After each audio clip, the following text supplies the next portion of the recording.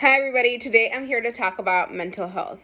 I think this is an extremely important topic to tackle, especially in India, because most of us think that getting help or talking about your feelings isn't good when it's actually quite the opposite of it. I think therapy is beautiful and it helps you understand yourself better. It helps you build better boundaries, and it helps build healthier relationships with your family.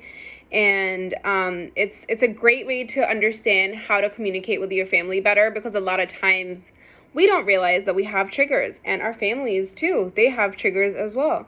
So it helps you communicate better with your family members, your loved ones, your friends, and also communicate with yourself better, because really, if you're not giving yourself love, there isn't a lot to give. So I'm here to take away some of the stigma of mental health and hopefully help you with that and begin your journey.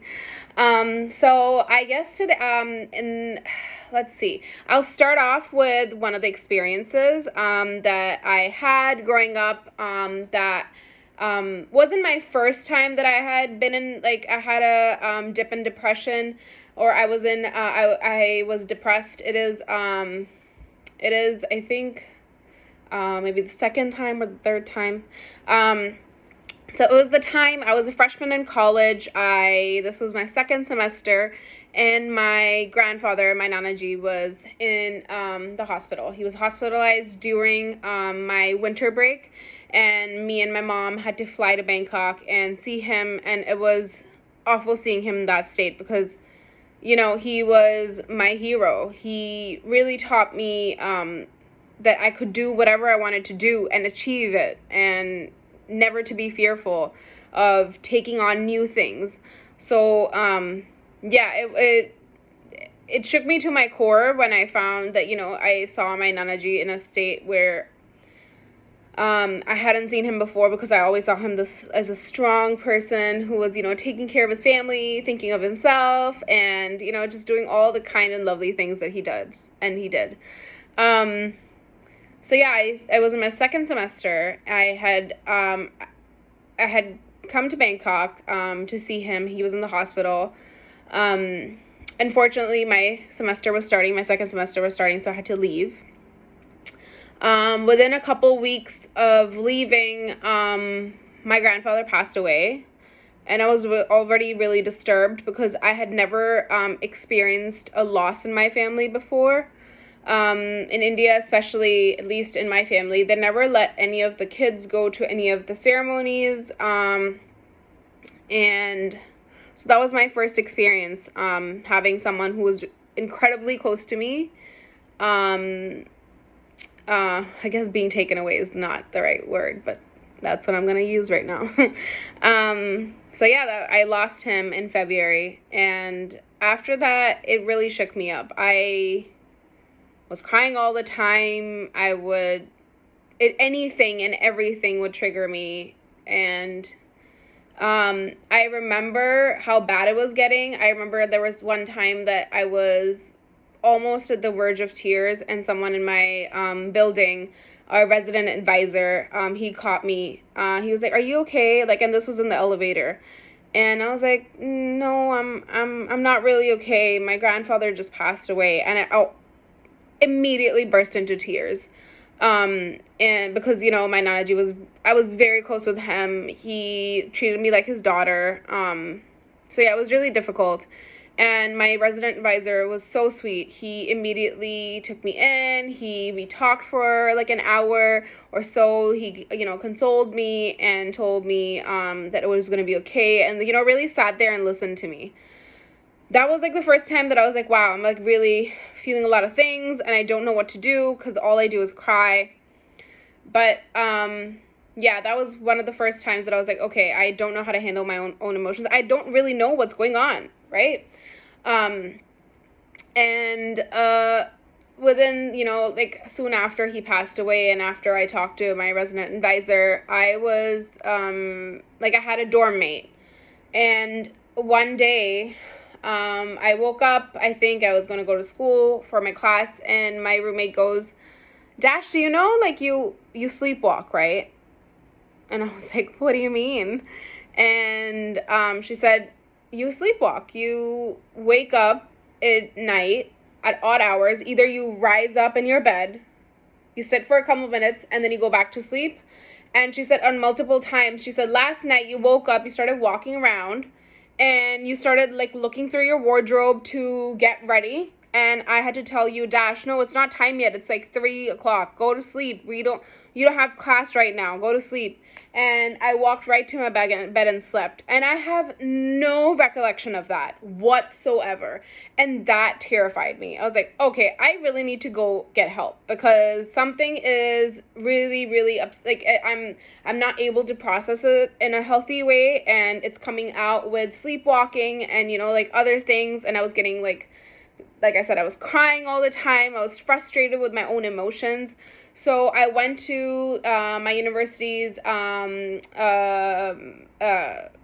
mental health or like wellness center. There, that's the word. Wellness center. I went to the wellness center, and they helped me out. I talked to a psychologist on board, and that was possibly one of the best things. And that was like a beginning of talking to someone.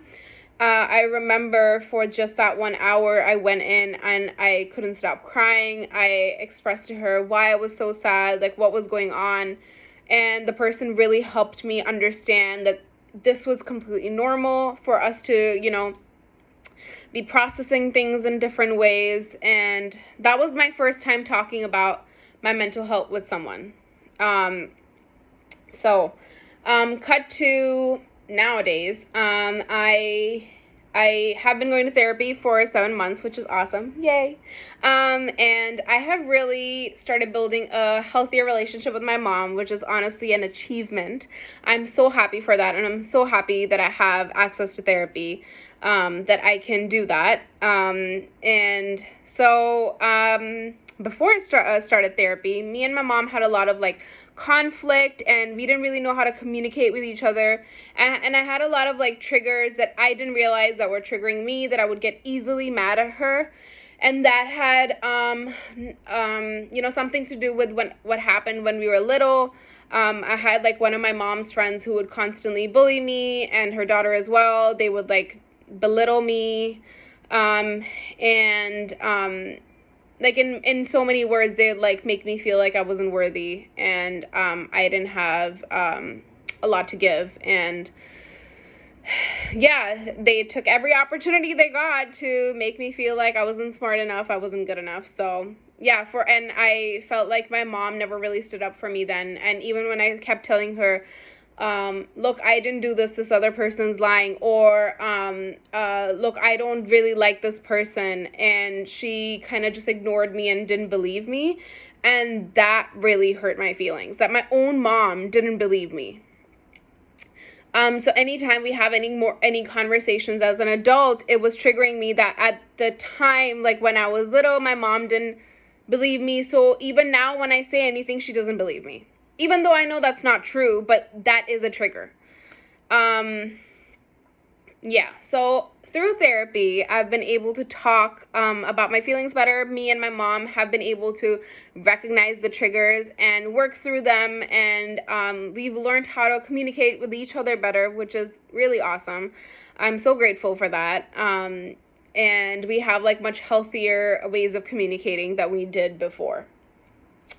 And I also realized that in January, I was diagnosed with generalized anxiety and depression. So, as someone who has, battled with depression 5 times in my life, like it's happened 5 times that it's been really bad.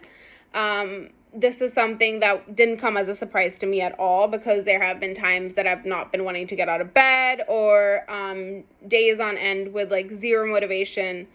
And I'm the type of person who's go, go, go, go, go, go, go. Like I always am that type of person. I will work from morning to evening. By morning to evening, I mean morning to night. So for me to have zero motivation really speaks volumes that something's not right. And thankfully I got diagnosed. I'm learning how to ground myself better in situations where I feel like my anxiety is coming on. You can feel it's resurfacing. And how to keep it at bay through exercises, through breathing exercises, through things like yoga or tai chi, whatever works for a person, and really working on yourself and knowing what the triggers are and how to really bring your heart level down and put your focus your mind on something else so you don't spiral. So I think therapy has brought me and my family a lot of good. We now know how to communicate with each other so well.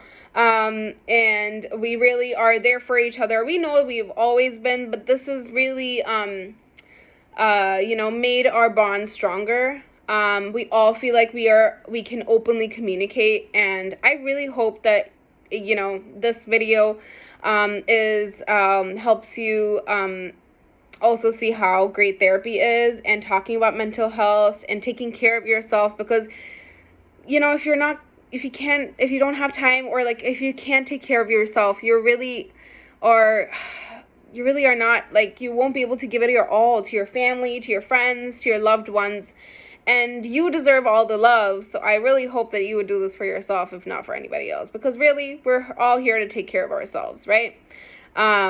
All right, I really enjoyed talking about my experiences, and I hope they were impactful, and I hope you learned something from it. I am open to questions. I think we need to just destigmatize even talking about therapy and mental health. And so, yeah, I hope this did that, and I will see you soon. Bye, everybody.